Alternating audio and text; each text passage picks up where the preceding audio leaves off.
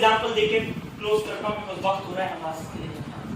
जैसे मसलन ज्योग्राफी में पढ़ाते हैं यूनिवर्स, सोलर सिस्टम, ज्योग्राफी में पढ़ाते हैं, सही है।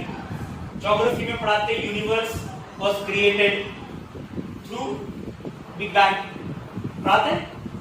पहले there was a point of no mass and no volume which blasted, right, which big bang happened to that point of no mass and no volume and the world came into existence। समझ में आया? समझ में आई बात?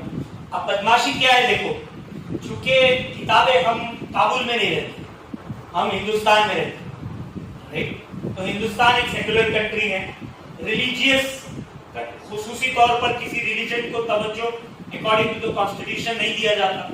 तो हमारी किताबें बड़ी सेक्युलर होती है, उसमें अल्लाह का मेंशन, खुदा का मेंशन, अल्लाह का भी नहीं खुदा का भी नहीं मेंशन नहीं होता। होता है वेस्टर्न कंट्रीज में भी नहीं, ठीक है। वो खुदा बेजार माहौल होता है वेस्टर्न कंट्रीज।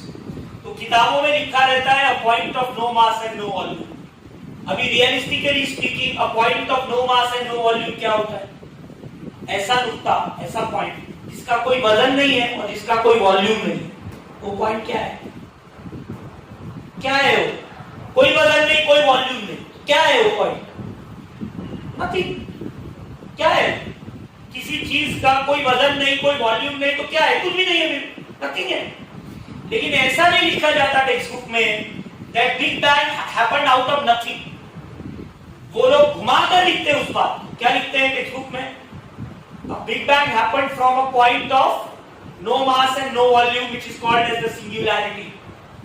ये एस्ट्रोनॉमी के, ज्योग्राफी के